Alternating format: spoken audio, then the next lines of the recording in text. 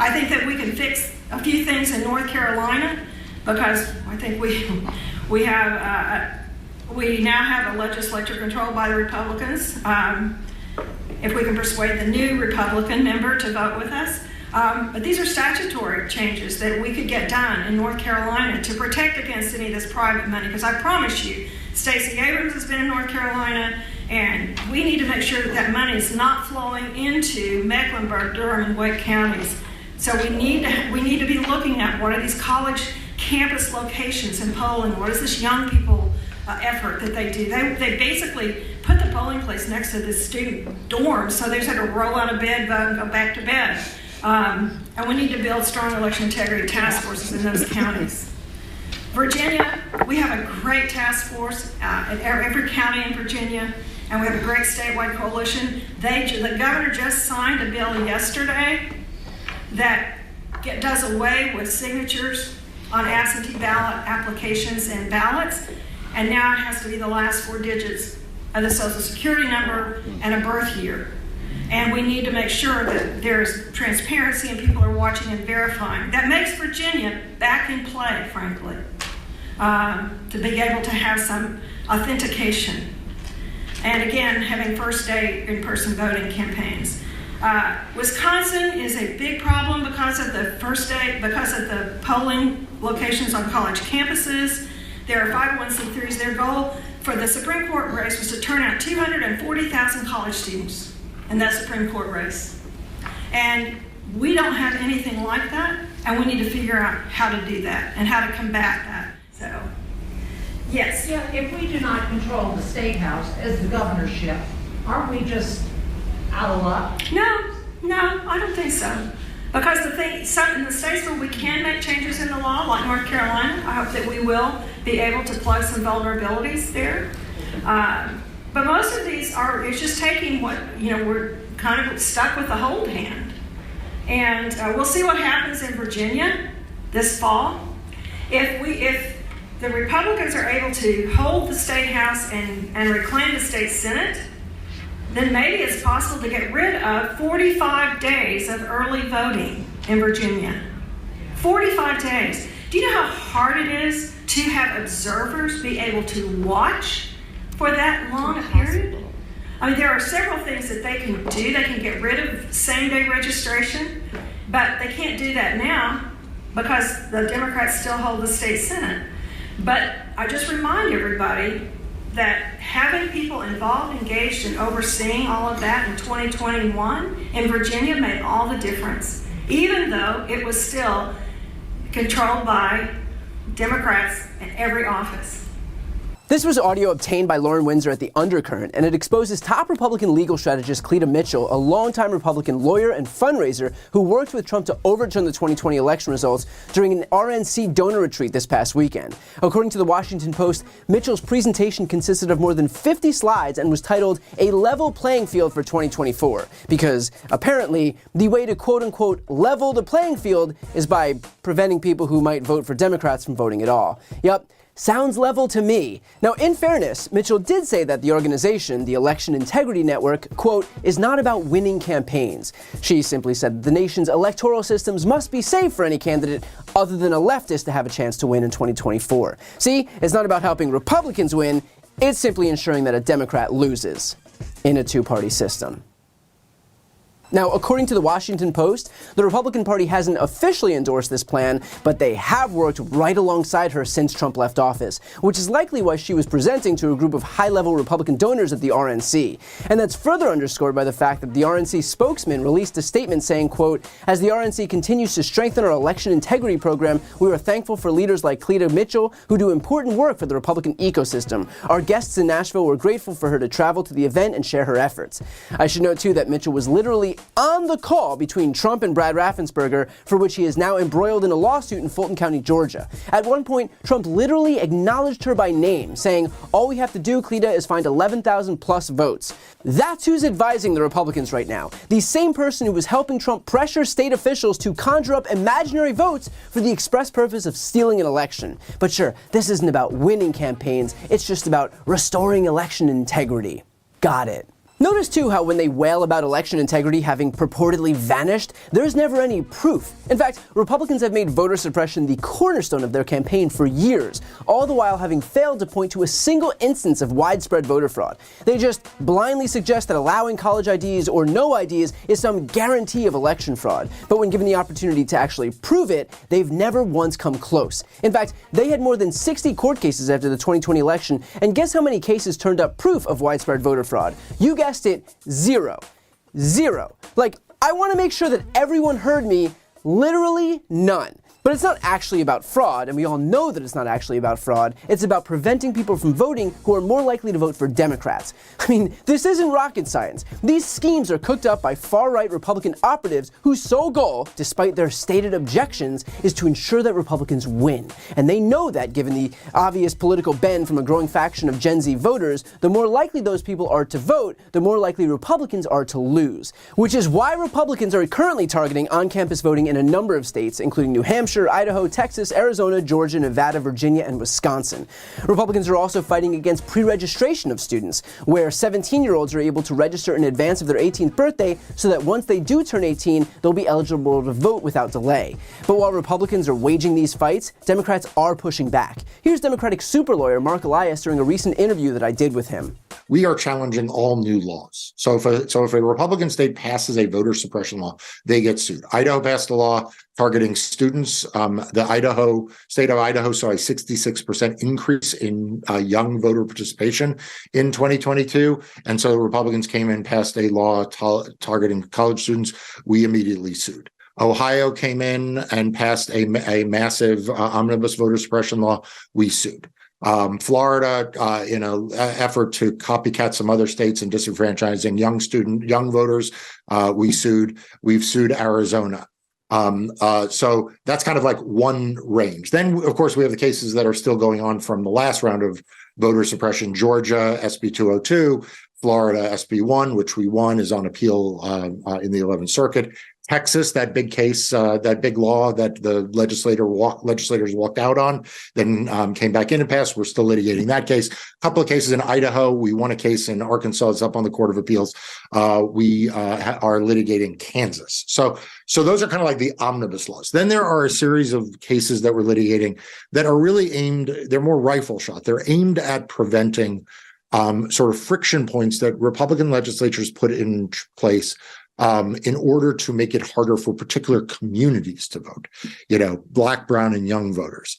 And, those states range from Wisconsin to Arizona and the like. We are fighting Republican lawsuits. Republicans file a lot of litigation now to literally try to make voting harder. We're in Pennsylvania fighting Republicans. We're in Arizona fighting Republicans, in Wisconsin fighting Republicans, in North Carolina fighting Republicans. You can watch that full interview on the interviews playlist on my YouTube channel. But what's especially interesting about that is that these Republicans are going to all these lengths to prevent people from voting, as opposed to just, making their platform at least mildly palatable for people. Imagine knowing that your political agenda is so toxic, so unpopular, and your willingness to adapt so non-existent that your only move here is to just try and prevent massive swaths of the electorate from casting their ballot. That's how committed they are to tax cuts for millionaires and billionaires, and pretending climate change doesn't exist, and coddling fossil fuel companies, and kowtowing to the gun lobby. The GOP is a party of extremists, and they cannot divorce themselves from their draconian policy because the only thing that party stands for is their draconian policy.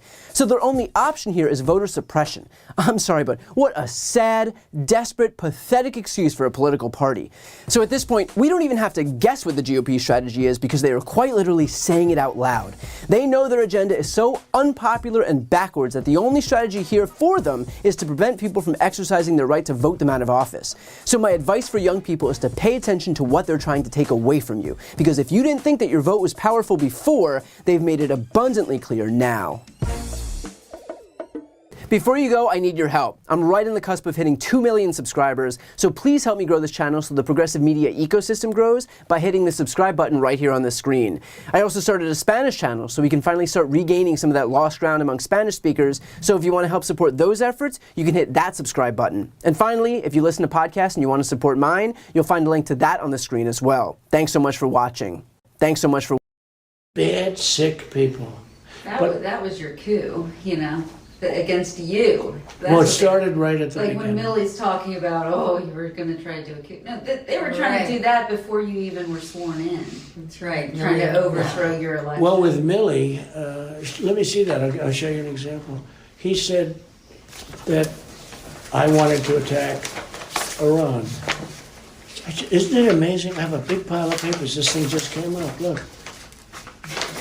This was him. They presented me this. This is off the record, but they presented me this. This was him. This was the Defense Department and him.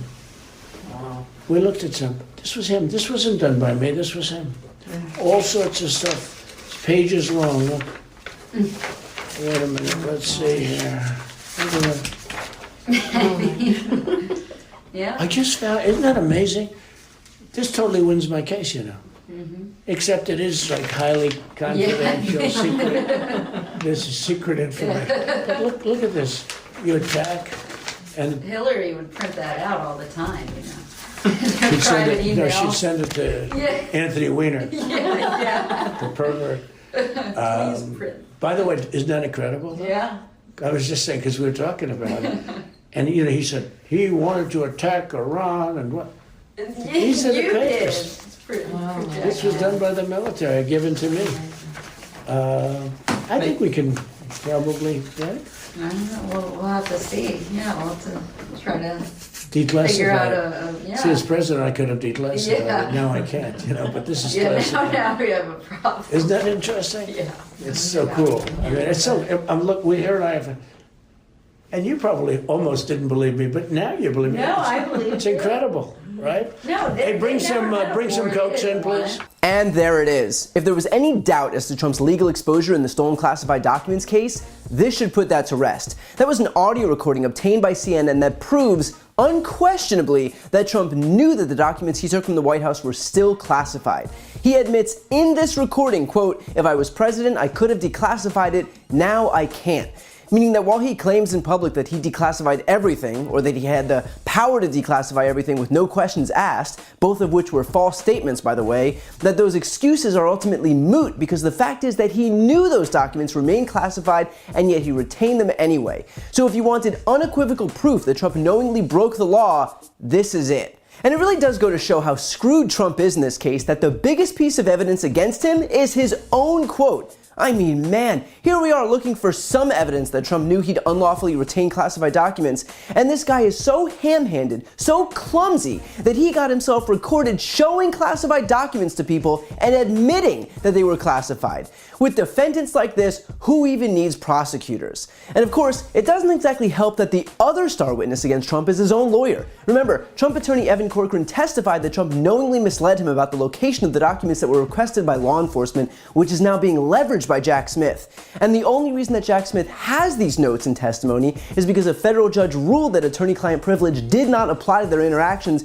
because of the crime-fraud exception, which is a provision that allows prosecutors to work around attorney-client privilege if it becomes clear that a crime was being committed. So right there, we already have evidence of a crime thanks to Trump's own lawyer. And of course, that's to say nothing of the facts surrounding this case that we've known for months, like the fact that Donald Trump stole these classified documents from the White House, their return was requested, Trump ignored those requests from the National Archives. They issued a subpoena, Trump defied it, Trump had his lawyer issue a false attestation claiming that the documents had been returned when they hadn't, and ultimately, a federal magistrate judge found grounds to issue a search warrant, which, when executed by the FBI, turned up exactly what was believed to be missing.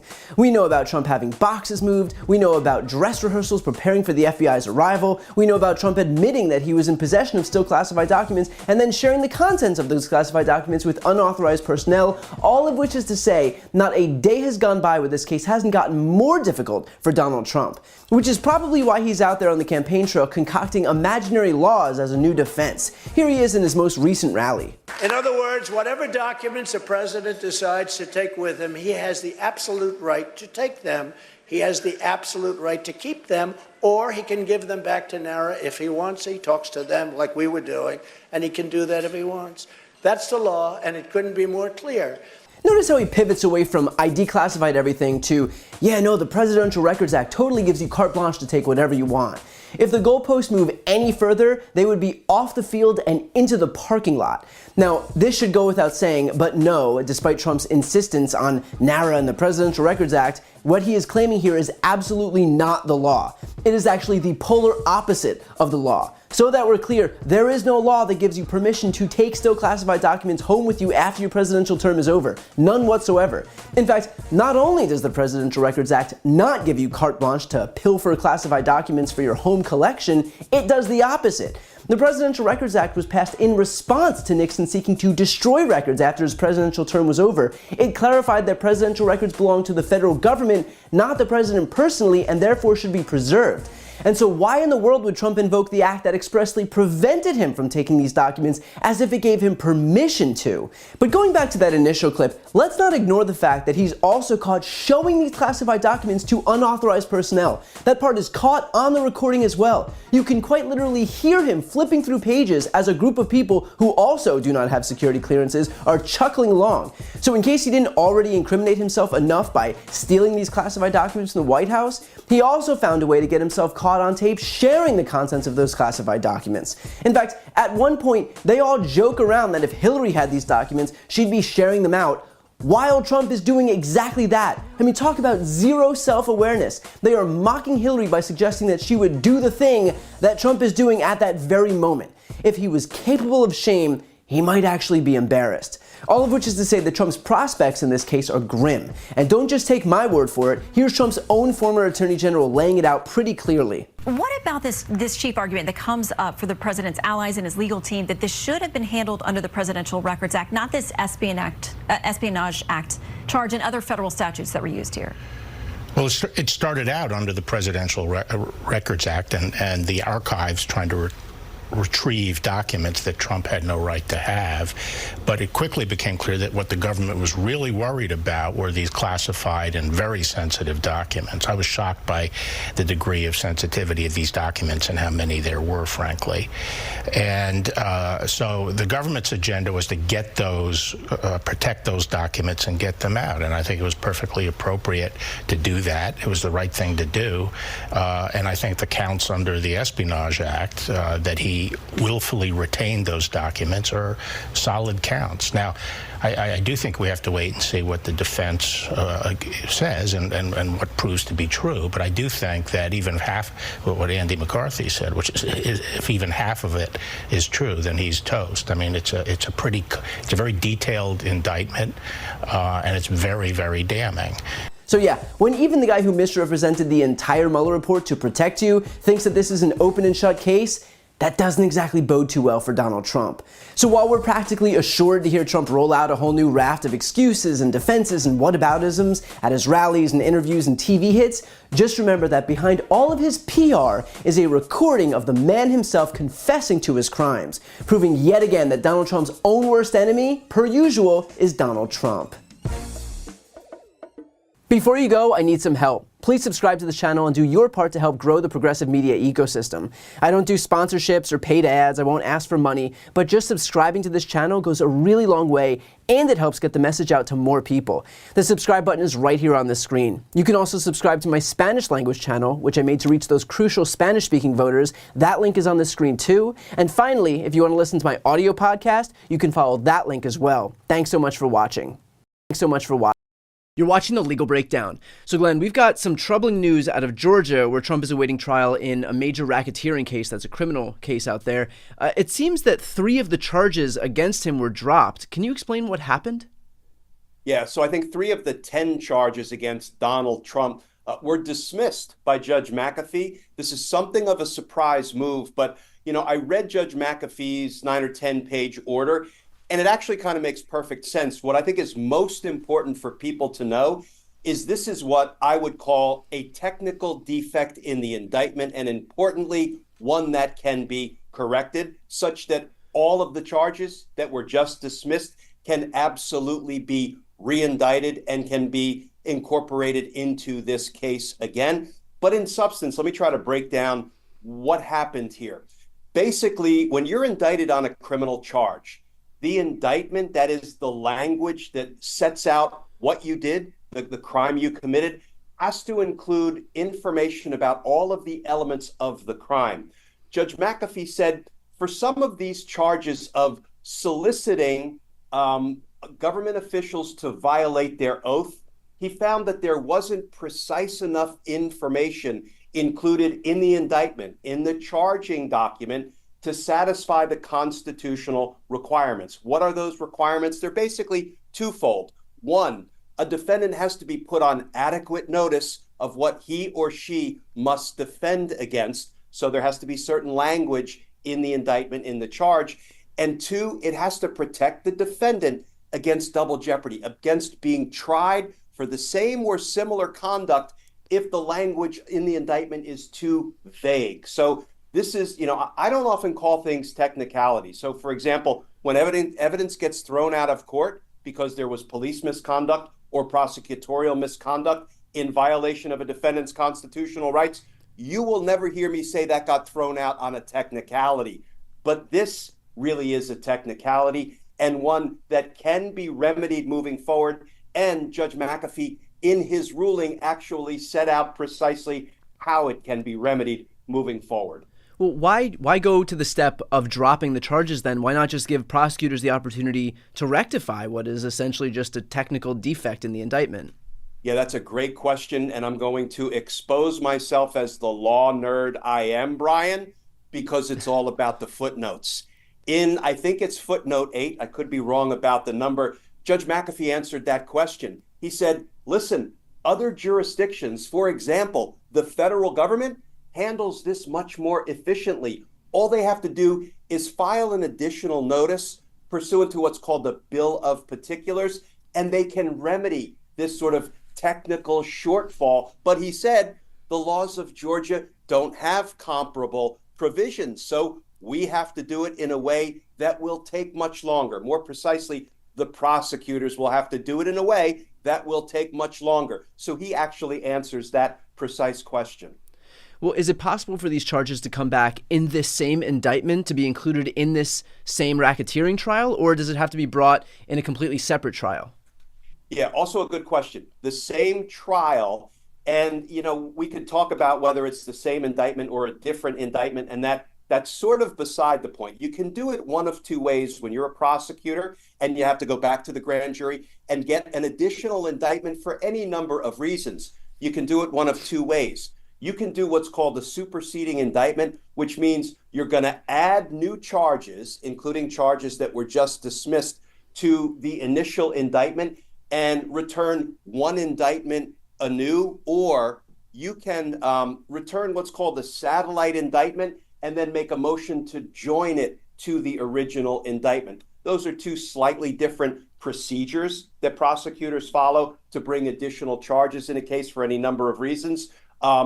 But I think what's going to happen down in Georgia, reading kind of this motion and the footnotes, Judge McAfee said, look, prosecutors, I'm going to extend by 6 months the time from the date I issued this order dismissing these 6 counts. I'm going to give you 6 months to go back into the grand jury if you choose, re-indict these charges properly, and that will do away with the deficiency that just led me to dismiss them in the first place. Brian, here's what Judge McAfee is doing. He has been a thoughtful judge every step of the way, as best I've been able to tell, and I've been watching him pretty closely, in part because these proceedings are televised, which is a very good thing. What he's doing is he's protecting the record. The last thing you want to do is go to trial, win convictions, and then have it work its way up through the appellate courts, only to have some appellate court judge say, well, wait a minute, there was some deficiency in the way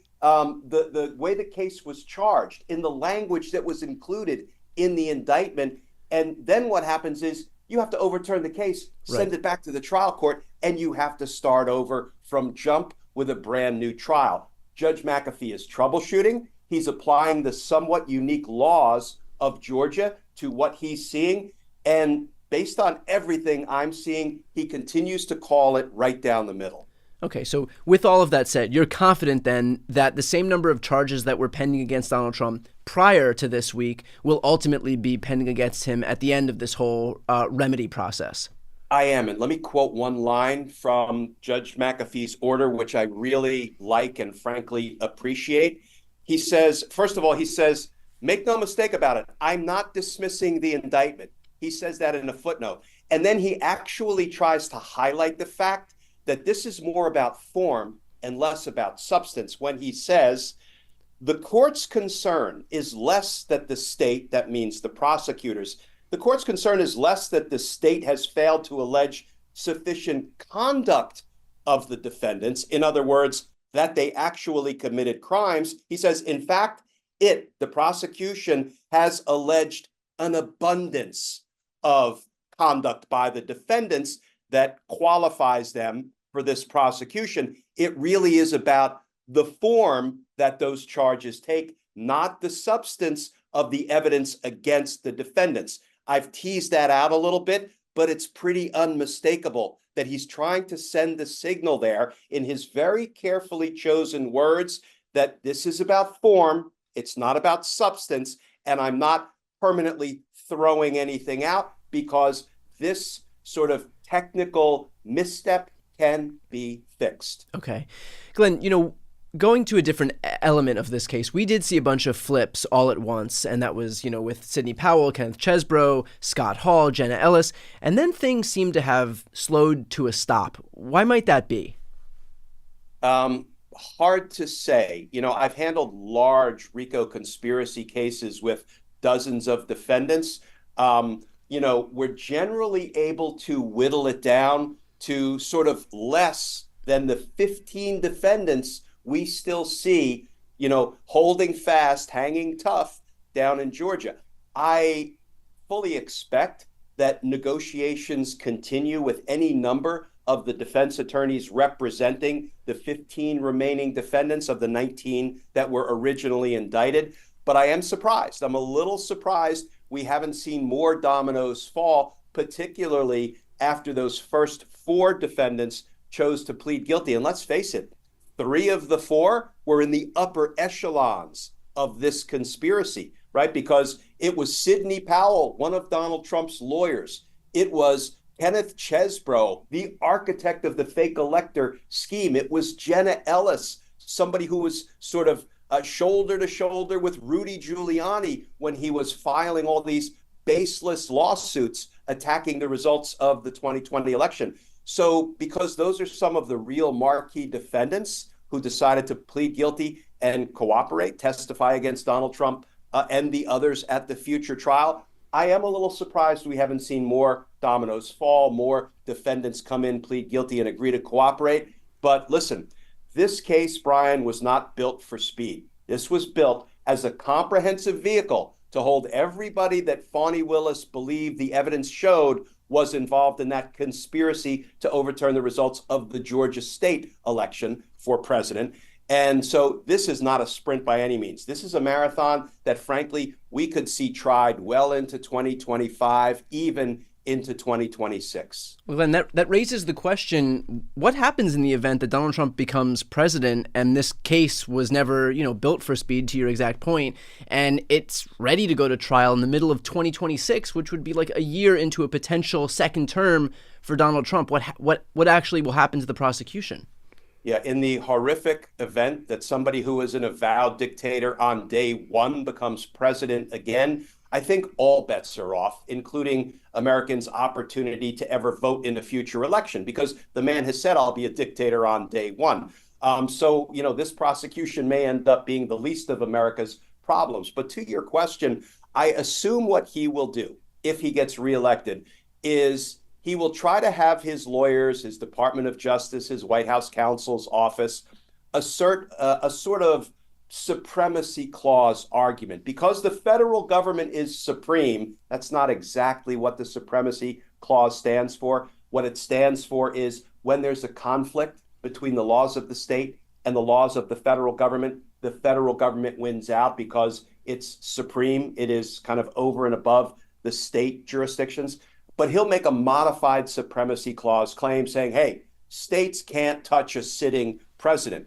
I have no idea, Brian, how receptive courts will be to that argument. They shouldn't be all that receptive because we all know Donald Trump is trying to delay his way out of criminal trials, criminal convictions, and ultimately he's trying to delay his way out of a prison cell.